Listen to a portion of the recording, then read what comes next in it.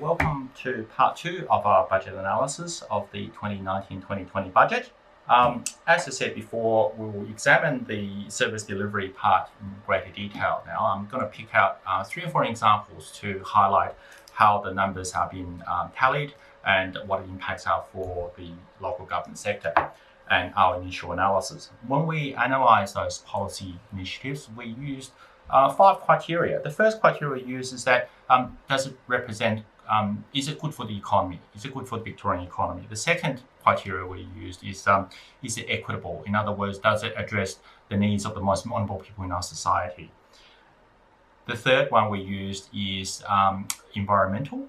Does the policy measure respond to the risks posed by climate change? And there are quite a few. Fourth, is it intergenerational? Does it future-proof our communities?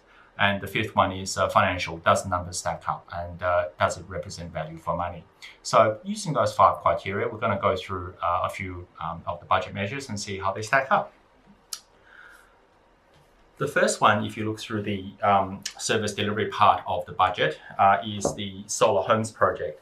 The Solar Homes project was election promise made by the Labor government back last year, which promises to expand their solar homes program to install rooftop solar and battery storage on a means-tested basis. So those who are vulnerable and those renters are also eligible for the program.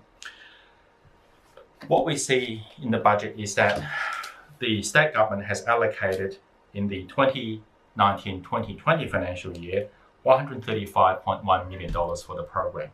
And that number is repeated pretty similarly for the next 2 years, 130, 136 here, 132.9 here, and to the final year in 2022-2023 of $122.3 million. So if you do a quick calculation, you'll find that the total investment is $526 million for the life of the program over 4 years, commencing from this financial year 2019 or next financial year 2019 to 2020. So if you look at our initial analysis, is it good for the economy? You would say undoubtedly it is good for the economy because it does stimulate the economic output of the renewable energy sector. It is equitable because it's squarely aimed at those who are least able to afford rising energy costs and try and provide rooftop solar and battery storage to meet their energy needs. It does combat the risks posed to us by climate change, and it is intergenerational because some of those rooftop solar and battery storage solutions last for 20-25 years. And it is financial because it does make good economic sense and represent value for money, particularly addressing the needs and the energy needs of the vulnerable sections of our community. So for that particular initiative, we gave it a big tick on all 5 criteria. But then you look at another program that's also on the same page, which is the recycling industry response to the interim measures. What you see here is that the government is proposing to spend $6.6 million in the first year, doubling that to $12.7 million in the 2021 year, and again increasing that to $15.6 million in the 2021 to 2022 year, to look at a range of measures to improve our recycling response, largely due to China's National Sword Policy Program, which came into early 2018, which all councils are feeling the effects of.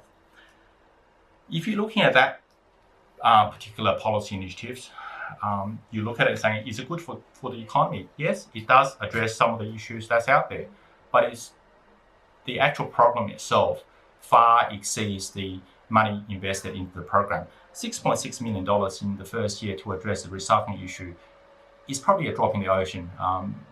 It's considered a drop in the ocean by many experts out there. Is it equitable? Well, it's hard to say because the whole recycling crisis impacts every Victorian, and those who are vulnerable and at risk are more impacted by the crisis than those who are able to change their lifestyles to tackle some of the waste and management issues that we have facing our society. Does it address the issues of environmental and climate change? Well, it's probably inadequate is our response, because again, if you look at the initial $6.6 million in the first year, again, recognizing that it doubles to 12.7 and increases again to 15.6 in the subsequent years, the cumulative total is still quite small compared to the size of the problem that we face, particularly as the Victorian Auditor General Office has found that the government is sitting on over $500 million in the landfill levy. So on those fronts, that budget measure probably doesn't stack up. Then you look at some one-off measures, and there's a couple of one-off measures here which it'd be worthwhile highlighting. The first is the Growing Suburbs Fund. Now, many councils will be aware of, particularly those in the outer growing areas, of the Growing Suburbs Fund, which councils can apply for to improve parklands, playgrounds, and other community infrastructure that are vitally needed out there. The government has set aside $50 million in the 2019-20 year only, and there are no commitments beyond the 2020 financial year. So what's that telling us is that the government is committed to spend $50 million next financial year, but has made no further commitments to that. So it is the role of bodies such as the BLGA to continue to lobby on behalf of councils to ensure the Growing Suburbs Fund are continued and maintained, and perhaps increased over the coming years, given Victoria's growing population. The other one-off measure which is worthwhile highlighting is on the next page. And it's a small line. It says, supporting the planning system to manage and capitalize on Victoria's growing population, on Victoria's growth. And the government has allocated $5 million in the next financial year to do that. And if you read through some of the detailed statements on there, you actually understand, each role they have a statement, you actually understand what that $5 million is used for. What it is used for is there to try and streamline some of the planning systems to ensure that things don't get held up. It's trying to remove some of the red tape, perhaps, trying to fast track the system. But in our view, it does not address some of the fundamentals of the system, namely the Planning and Environment Act, which many councils are telling us is outdated and not fit for purpose. So for that measure, we don't think it passes the test, and I think it's useful and I think it's vital for lobby advocacy groups like BLGA to continue to lobby the state government to examine the planning system to ensure that it delivers on the intergenerational changes that are required facing the Victorian community. The next thing we're going to look at is an issue that impacts a lot of the growing councils in the outer growth area of Melbourne, which is buses, namely bus routes and bus frequency. There is some government money set aside in this budget to look at improving bus services. There are two specific areas under the Department of Transport, the newly named Department of Transport, and that's looking at the Better Buses Fund and the Bus Industry Innovation Fund. In terms of the total investment, the government is investing $10 million over 3 years on the Better Bus Fund, and the Better Bus Fund is there to increase the develop new routes for the outer growing areas to cater for growing population needs. So that's $10 million over 3 years.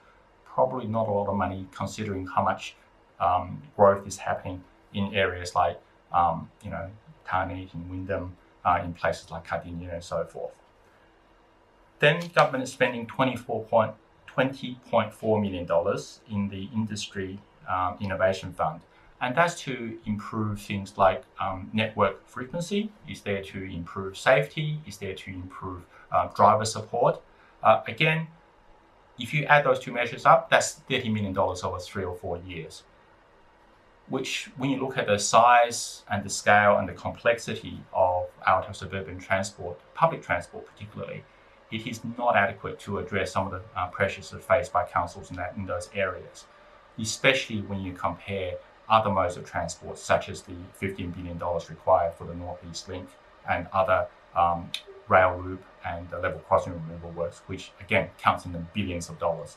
And the bus service only counts for $30 million.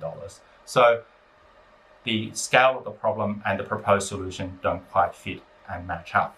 We've done a detailed analysis of the budget measures, selected budget measures contained in the 2019-2020 budget using those 5 criteria, and it is actually on our website right now. If you click this link below on the end of this video, it will take you straight to that detailed analysis.